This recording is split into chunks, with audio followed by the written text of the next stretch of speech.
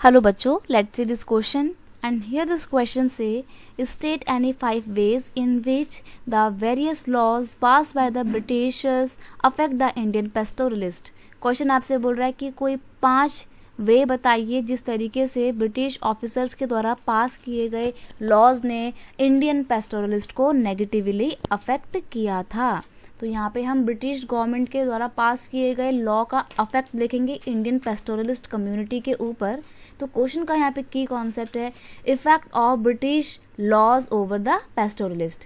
क्या फ़र्क पड़ा था ब्रिटिश लॉ का पेस्टोरलिस्ट के ऊपर. तो देखिए, the introduction of grazing tax. सबसे पहली बात, ग्रेजिंग टैक्स लेकर आई थी ब्रिटिश गवर्नमेंट. अब देख रहे हैं कि अपने एनिमल्स को भी चरवाना है, आपको घास चरानी है तो टैक्स देना पड़ेगा.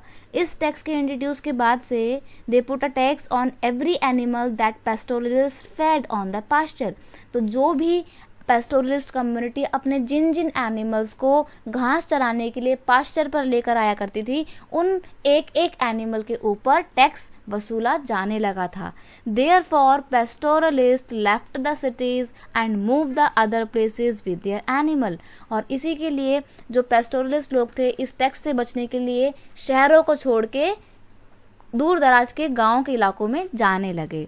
Colonial government pass the criminal tribal act. अब ब्रिटिश गवर्नमेंट ने उनको और नहीं छोड़ा और उन्होंने क्या पास कर दिया, क्रिमिनल ट्राइबल एक्ट को पास कर दिया to stop the pastoralist from wandering in forest to collect the firewoods and to shifting cultivation. और ये ट्राइबल कम्युनिटी एक्ट को इसलिए पास किया गया, ट्राइबल कम्युनिटी नहीं सॉरी क्रिमिनल ट्राइबल एक्ट को, क्रिमिनल ट्राइब्स एक्ट को इसलिए पास किया गया ताकि जो पेस्टोरलिस्ट लोग हैं उनकी एक्टिविटी को रोका जा सके. वो जंगलों में जाकर फायरवुड ना कलेक्ट करें या अपनी शिफ्टिंग कल्टीवेशन की प्रैक्टिस को छोड़ दें, इसलिए क्रिमिनल ट्राइब एक्ट को लाया गया था. और जो भी पेस्टोरलिस्ट ग्रुप ये सब चीज़ें करता हुआ पाया जाता तो उसको पनिशमेंट दी जाती थी. तो कैसे कैसे कानून ने अफेक्ट किया है पेस्टोरलिस्ट लोगों को आप देख सकते हैं. नेक्स्ट है through the forest act of 1878. अब क्या आ गया है आपका, फॉरेस्ट एक्ट ऑफ 1878 आ गया है. This forest, in according to this act, forests were declared reserve and the pastoralist could not enter here to graze their animal. इस act के बाद से जो फॉरेस्टर जो ब्रिटिश ऑफिसर्स थे उन्होंने फॉरेस्ट को रिजर्व एरिया डिक्लेयर कर दिया और इन रिजर्व एरिया में पेस्टोरलिस्ट लोगों को एंट्री बिल्कुल मना ही थी.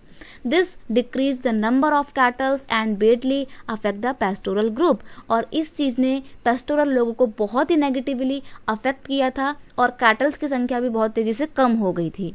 नेक्स्ट है due to the lost of cattle many poor pastoralist become the labour and worker. अब क्योंकि भाई उनके कैटल्स की संख्या कम हो रही है, खाने के लिए तो उनके पास चारा नहीं है ना, तो संख्या तो कम होगी, भूख की वजह से मर जाएंगे बेचारे कैटल. तो कैटल मरने लग रहे थे तो पेस्टोरलिस्ट लोगों के पास कुछ काम तो था नहीं, क्योंकि जब उनके जानवर ही नहीं है उनके पास में तो क्या करेंगे, बेचारे मजदूर बन गए थे, वर्कर बन गए थे. Village police keep an I over the pastoralist and there activity. British government के बनाए हुए कानूनों के वजह से जो विलेज पुलिस थी वो इन पेस्टोरलिस्ट कम्युनिटी के ऊपर नज़र रखती थी, उनकी एक्टिविटी को रोकती थी. कोई भी गलत काम करते हुए पाए जाते थे तो पकड़ के मारा जाता था, पनिशमेंट दी जाती थी. तो इस तरीके से इन अलग अलग कानूनों ने अलग अलग तरीके से इन चरवाहों को, इन पेस्टोरलिस्ट लोगों को नेगेटिवली अफेक्ट किया था. I hope you understand it well. Best of luck.